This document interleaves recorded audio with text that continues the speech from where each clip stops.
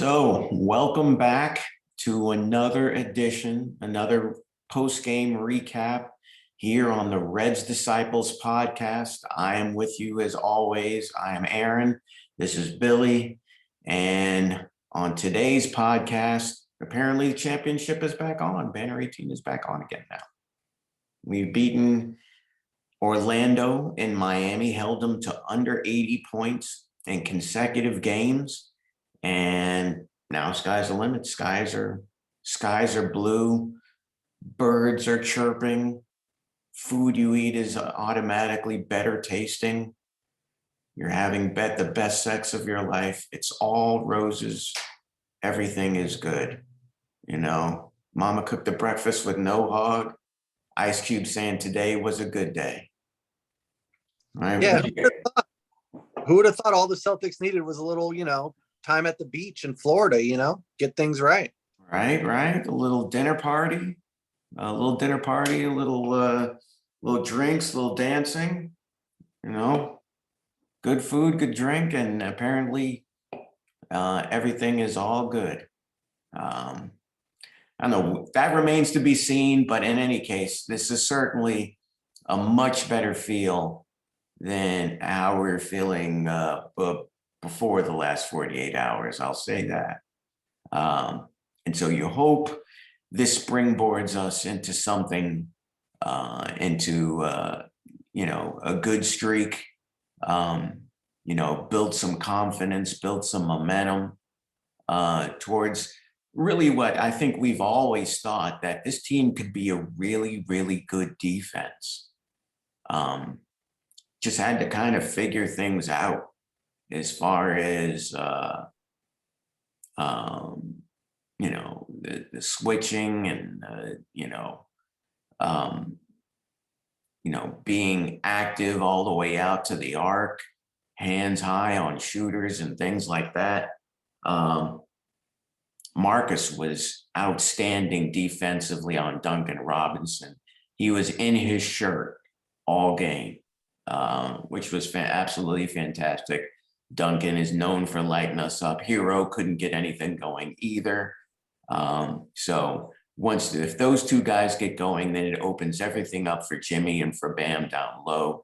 It just makes things a nightmare, but we shut all that shit down today. Yeah, Jalen harassing Tyler Hero was especially nice because Hero came into the game leading the league and scoring off the bench, and he's just a noted Celtic killer. And I'm not an expert lip reader, but when he was clapping in Hero's face after Hero couldn't get by him, I'm pretty sure he called him Bubble Boy, which is very funny, which, that's a pretty good dig. I'll take that. That's nice. Yeah, speaking of bench, man. Bench showed up. 44-20 Celtics advantage on the bench today, led by some just outstanding performances by Dennis Schroeder, Aaron Nesmith, and Romeo Langford off the bench. Tell me what you saw out of those three. Oh, man. The shooting from Nesmith, Schroeder still did all of his ticks that annoy us. And then Romeo just had great defense. Like Romeo guarding Jimmy Butler, you would think would be a mismatch. Romeo gave him some work. He frustrated him, and it was really impressive to see. I actually watched the game with the Miami commentators, and they were commenting on shooters walking the dog up the ball up the court. And they're saying they think it's deliberate to slow the pace of the game down because that's the way we want to play. I don't know if that's true. But I don't either. I think he just does that. I think he's always done that. I feel like Schroeder's always done that. And to me, there are times where we should just get the ball and just go. Just go. You don't gain that much of an advantage by doing that.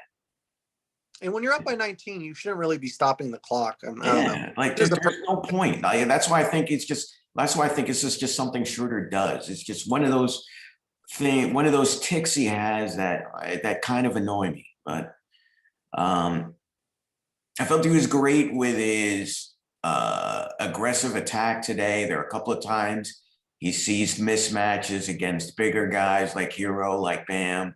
And he was able to get to the rim, get to the line a couple of times. I thought that was great with a few straight line drives he had. that were nice. Yeah, I have no problem with how he played overall. It's just the same habits are still there. He does shoot a lot. I mean, Yes, pretty anytime he's on the floor, he's looking for his shot, which is kind of annoying because it yes. doesn't like it goes in. But besides that, I mean, it was a defensive win. It was our defense. I'm not a disciple of the switch everything defense, but I understand why Ime was so adamant about it because it frustrated the hell out of Miami. Yeah, when you have the horses to actually pull it off. I mean, and that's really the thing. You know, last year we did a lot of lazy switching, and I think that what we're doing now is what I think maybe Brad wanted to do, but I don't think that we really had the trust in the personnel to pull it off. Having Al who can guard on the perimeter along with a guy like with Rob is a tremendous help in that. Having even having the pests that are Dennis Schroeder and Richardson help, but I think also just having a healthy Romeo Langford. You have the frenetic energy, frenetic kinetic energy that is Aaron Nesmith, Crash Nesmith, who I think he's going to evolve into a good defensive player. Maybe never a great one, but I think he's going to be a solid defensive guy. Like I really think that if you give him enough time, he'll get there where he can be like solid, and he's not going to back down on bigger guys. I think it's just a matter of having guys who are willing to get into people's shirts. Even Grant, who's obviously slimmed down, is a little bit better with some of the switching stuff. No, I totally agree. I will say Richardson's defense is still a notch above Nesmith's, but hopefully Nesmith's shooting is enough for him to win out those minutes because Right. that's the only reason Nesmith got minutes tonight is because Richardson was out with the foot injury. Right. But to me, I mean, it just, he was saying after the game, he's just like, I'm never surprised when my number's called because I stay ready. And I mean, and that's such a key important trait for a second year guy to figure that out. I look forward to him getting regular minutes. And honestly, like, I mean, we'll see how the first half of this year goes. But I would really like to see him after the trade line. I'd like to see some guys moved. And I'd like to see some more minutes for some of these guys. I just feel like Nesmith is the complement for the Jays. I think he's going to eventually be the guy we thought he was going to be. Like, that's just my read is, and I don't know what anyone else thinks, but we were talking at the beginning of this year as far as starting lineups about the possibility of Nesmith. Obviously, that's not happening, but I think he's really going to be that complimenting guy. I think he's going to be a great help. We saw what Pritchard did last year. Obviously, he's another guy who's caught in the numbers crunch right now, when we knew that would happen to start this year, that he would. But I would really like to see them both assert to gain some leverage in that in the second half of the year. And so for right now, we're just going to try and hold the fort with these guys. And then those guys are just going to sit back and learn behind these other guys. But I really hope that they get minutes because Nesmith was just such a breath of fresh air today. Like, we needed Crash today and we got Crash. 100%. And it'll happen because 82 game season, guys are going to get hurt. Guys are going to be in and out of the lineup. So I do think he is going to get the opportunity, but we've kind of seen what Ime believes his rotation is, and it is more of a 8, 9, 10 man rotation at the most. I just really hope that he can crack that because he should be one of those guys that just plays every night regardless. I think he should. I really do think he should. And I like Grant, but honestly, I'd still like to see some other guys. I know Grant will be out some games, and we'll see Wancho sooner or later, or some other guys. But I honestly, I'd still like to see some other guys get an opportunity. I feel like we got guys who are sitting on the bench that are capable of playing. But I mean, not everybody is obviously going to get minutes, and like you said, Ime's been pretty clear about who the guys he really wants to go with to start. And I get it. Most of those guys are veteran guys. They've been through the wars. So I get that it makes sense. But I mean, I don't know. I just feel like some of these younger guys, their skill sets, they complement our best players a little bit better, even though they're not veteran. Right? That they just complement what we want to do in a better way. JT had again another off day. This is not JT watch or anything, but again had another off day with his shooting. Didn't shoot as much today. It tried to be more of a. Was great on the glass in the first half. I mean, that was really, talk about giving the game where it needs. They needed him on the glass, and he really hit the glass hard today. I thought he kind of took Smart's words to heart, because normally when he's having an off night like that, he keeps shooting and he'll put up 20, 25 attempts. He kind of just was like, okay, I don't have it right now. Let's see what else I can do to help. And I was cool with it. The only thing he did, he was very aggressive on defense. He got a lot of fouls. So he did get into some foul trouble. But overall, I had no problem with how Tatum played. The shot wasn't falling, but he didn't force it and worked it around. Right. Actually, under 30 minutes today. I mean, we thought with the Orlando game, the Orlando game would be the game we had to try and rest guys, and this would be the heavy game. But this ended up being a game, especially due to foul trouble, as you said. We didn't see a lot of we didn't see Tatum for a whole long stretch in the third quarter after he picked up another foul, and the guys like Neesmith and Langford just held the fort down. See, Neesmith was plus 15. Dennis Schroeder plus 26 on the night. Just really controlled the game, I think. And we played at his pace for much of the night, for better or for worse at times. But this was a game, I think, where it definitely had Schroeder's imprint kind of all over it. Yeah, he had that slick pass to Romeo. That was probably his highlight to me. Yeah. I thought that was awesome. Romeo had a nice little reverse off it. Absolutely, yeah. Romeo was terrific, as you said, on defense the whole night. We put 6 guys in double figures. Obviously, we didn't see JB late. He got hurt. I think at the same time, I think it was on that collision with Lowry, and then Lowry hobbled off, and then Jalen hobbled off, and neither of them came back.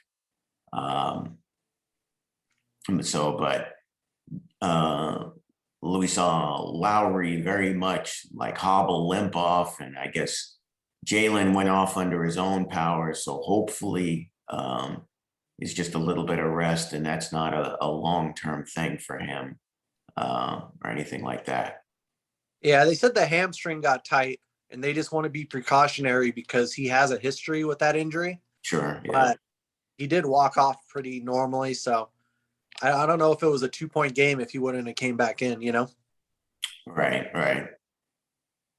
Yeah. So it was great to, that key stretch at the end of the third quarter, like I said, where I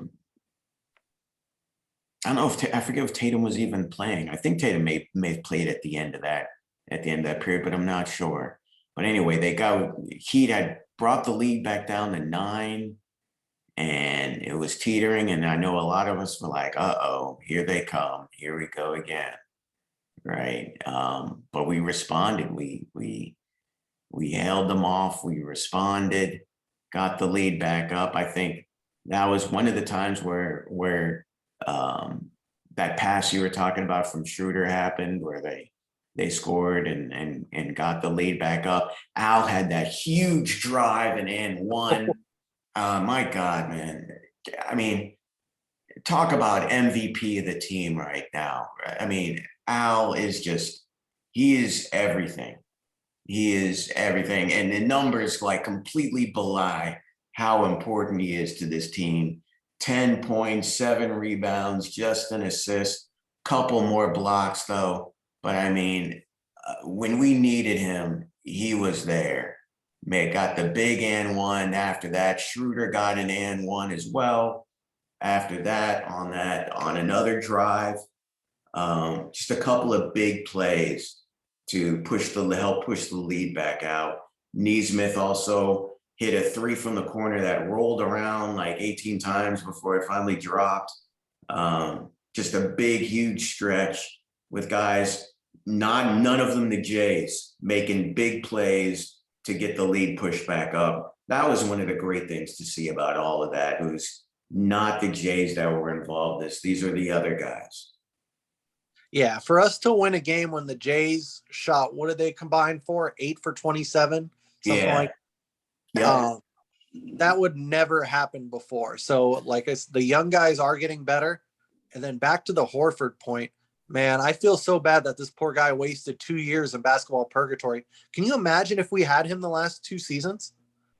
We would have made a finals, at least for sure in the bubble year. Oh yeah, absolutely. We would have. Absolutely, we would have.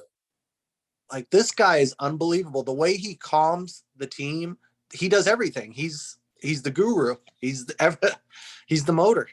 Right, and there is like no doubt anymore. Like before, the Lou Merlonis of the world, the other people were like, oh, it's the money, this, that, it's too much, blah, blah, blah. No one is worried about that anymore. Like everyone gets it now. Like this guy is so valuable. He is the calming force. He is everything we need. And he came through with a couple of great plays, hit a couple of three. His 3-point shot has not come around yet, but he hit a couple of big ones. Hit a nice little step back with Hero in his face from the corner. That was nice to see. This team still hasn't shot the ball really well yet. This team hasn't had a good shooting game yet, but when it does, I have to feel like the law of averages are going to kick in with this team at some point, and the shooting is going to come around. Like I have to feel like it will, to some degree, at least better than it has. And if it does, then like we could see some things. No, if we just had a normal start of the season from Tatum, I mean, what's our record right now? 6-1, 7-0. I mean, that's the only thing. Tatum, I mean, for a lot of it, we go as far as he takes us on most nights, and he has just not had it. I don't know if it's the extra bulkiness he picked up. It's messing up his shot. I'm wondering if that's part of it too. Someone suggested that on Twitter. Someone I follow, who's a big Tatum guy, suggested that it might be really just some of it is getting used to, because he's blowing some bunnies at the rim. And I don't know if it's because he's expecting contact or he's trying to adapt to contact or adapt to the bigger size. I mean, he had that issue, I feel like a couple of years ago, right? Where he was just smoking the layups. And he's doing that again. Eventually righted itself out, but now he's gotten a bit bigger again. I felt like he had to adjust to a little bit to his size the last time as he started to fill out a little bit. And so maybe that's what's happening again right now.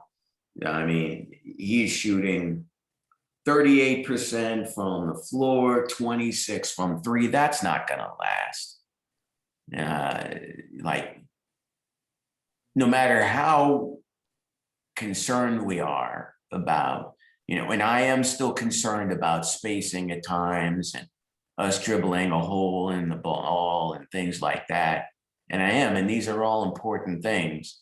I mean, in the end, it still boils down to, as you said, this team is going to go as far as Tatum goes. And Tatum, we all know, Tatum is not a 38% shooter from the floor. He's sure as shit not a 26% three-point shooter. Like, that's not going to last.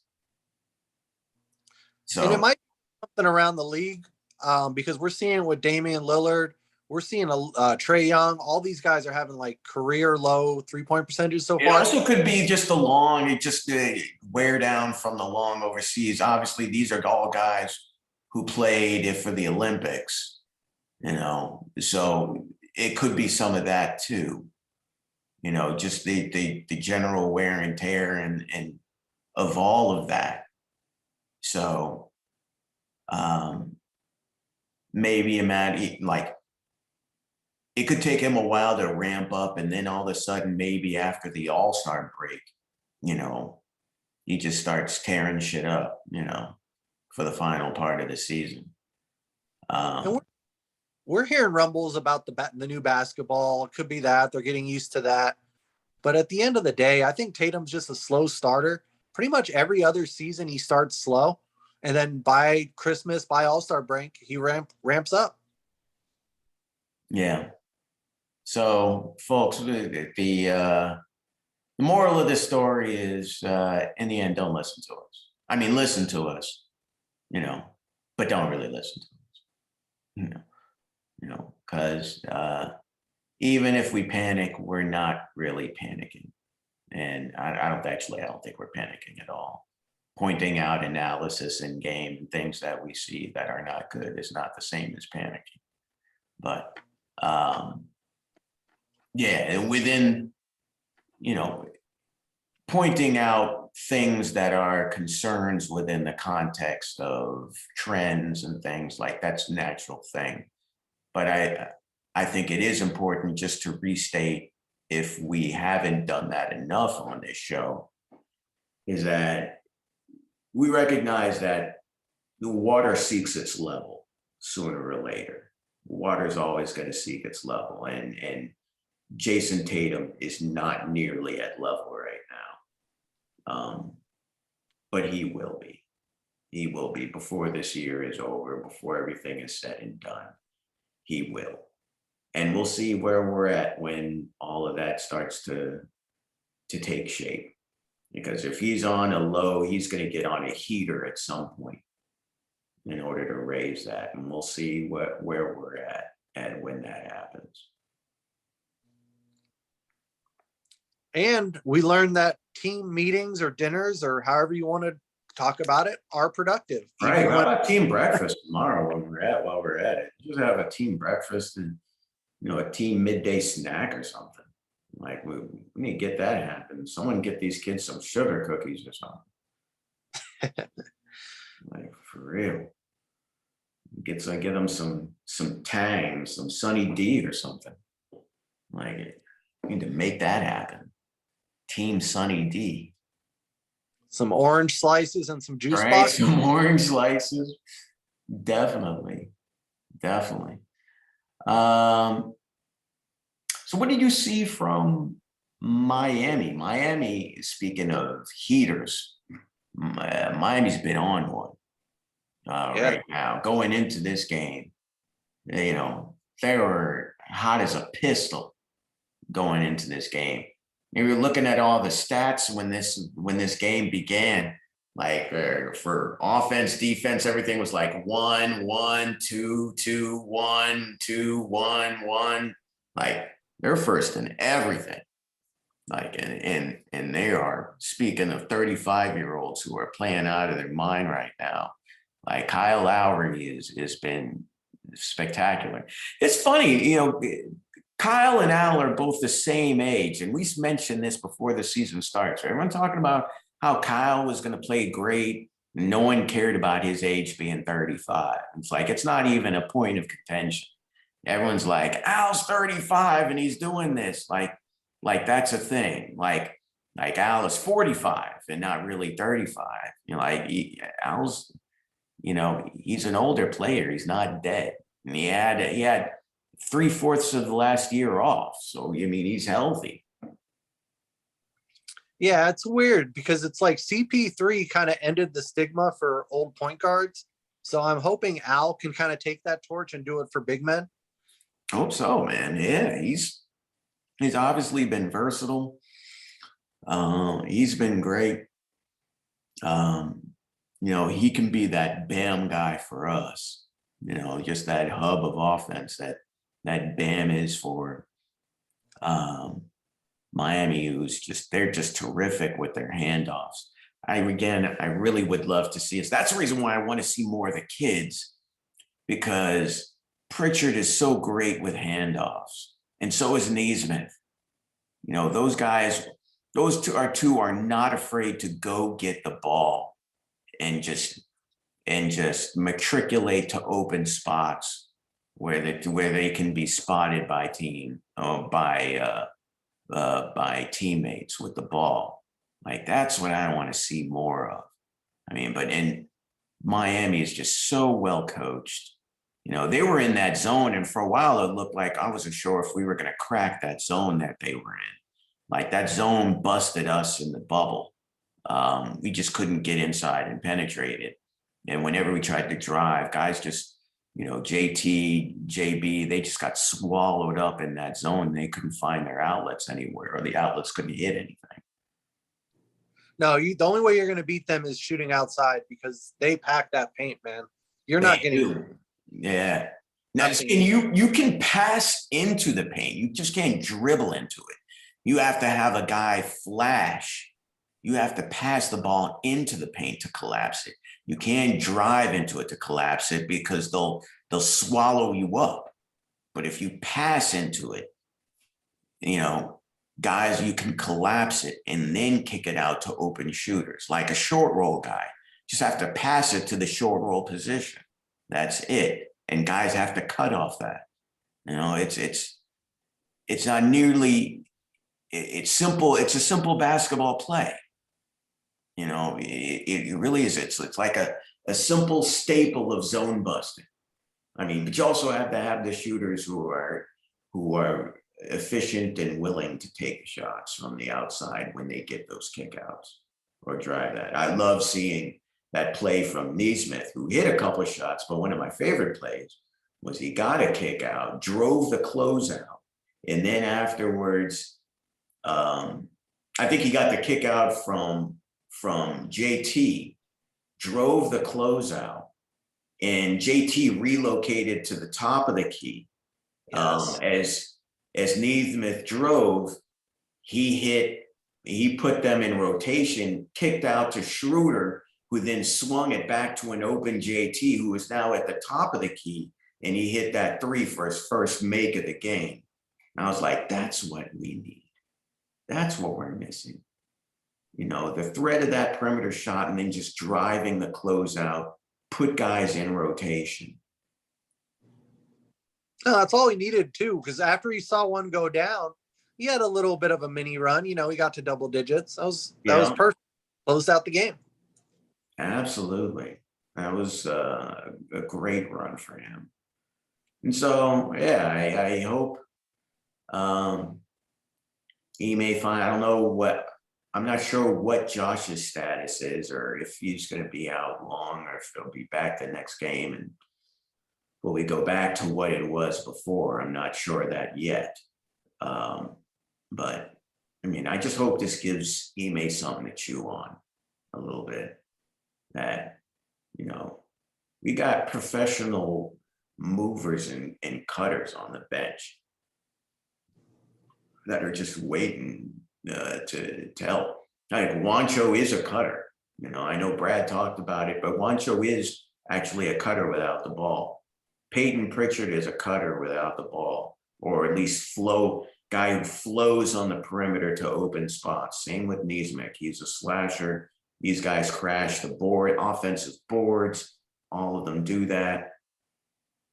And so, yeah, I just like to see Like, I know he wants to, fine tune that rotation, but I don't know. I feel like there's some other guys that you can play.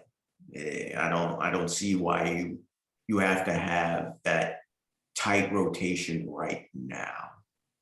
Maybe later, but I don't see the importance of it when there's an 82 game season of establishing that tight rotation so early in the season. But Has to be defensively. That's the only thing I could think of to justify it. Because look how yeah, long that would it make took sense. to get the concept of the switch everything. And those are like, legit NBA players. So like these bench guys, and especially the younger guys, it probably just took them longer. But I saw improvement on Neesmith's defense tonight, but I didn't see anything that was spectacular. Like Romeo's No, defense. you didn't. Romeo is definitely a better defender than him, for sure. And you didn't see anything great from Neesmith defensively. I think you're right. A lot of it for Neesmith is going to be based on his shot making ability, and his defense will be passable. His defense will be solid. I think it will be solid, if not spectacular, when all is said and done.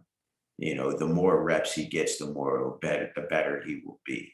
But I think in the end, he's going to be a solid, not great defender. But I think he's going to be an above average offensive player. I think so too. So, who do we have next? Who's next on our Luke? list? Oh yeah, Luka and the Mavs. So that will be, what day is that going to be? Should be Saturday evening. Is that Saturday? Yep, you're right. Saturday the 6th, 8:30. Interesting test. I know Luka carved us up last year. Yep. In a couple of games, he really carved us up.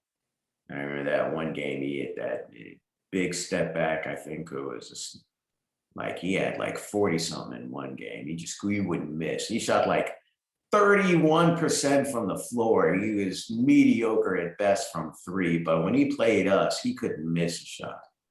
It was just rain from everywhere with that step back he has. So it'll be interesting to see how we handle those guys this year around. No, that's a good test. On the road. On the road. Yeah. Coming off a big, you don't want to have a letdown. Absolutely. Well, all right. So, and with that said, and so actually I didn't even give the score today. It was 95-78. Again, Celtics really kind of grind Miami into dust today. They just really shut them down. They missed some open shots that they make when they're hot, but we just really disrupted them from really ever getting a rhythm. Our defense got on Miami really, really quick early. Like, we had great energy early, and that really kept them off balance for most of the game.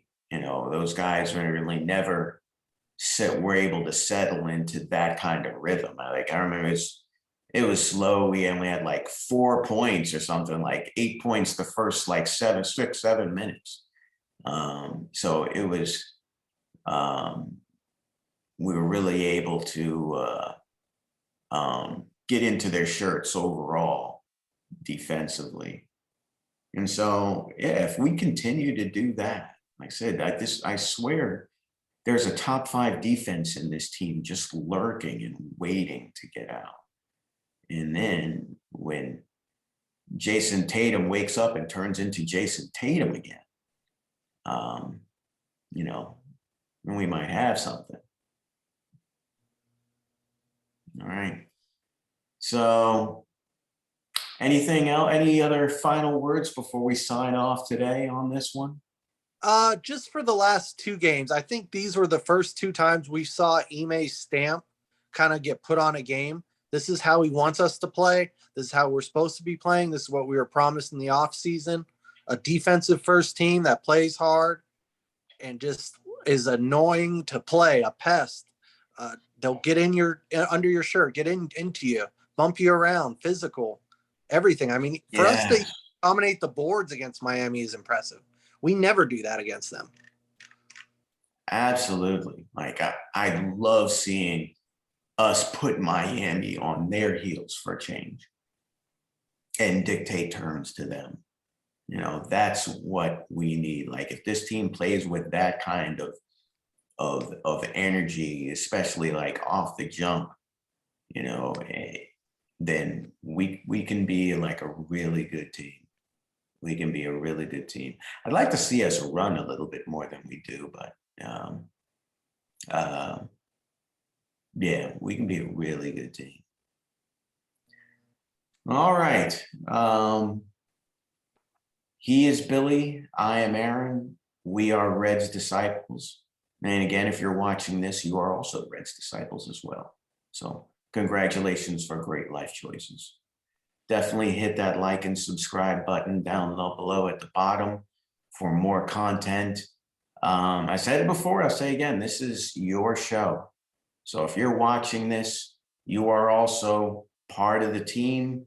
You want to come on, share your thoughts, join us on Facebook.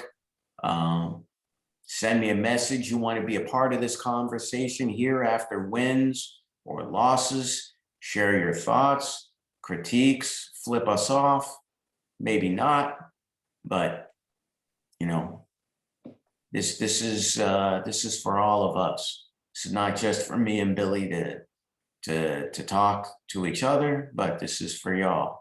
So definitely, if you're watching, you are part of this show. You're part of the show. You're part of this audience. You are part of this community. So for our people on Reds, for our people on Twitter, for my guys on Real GM talking, thank you for your support.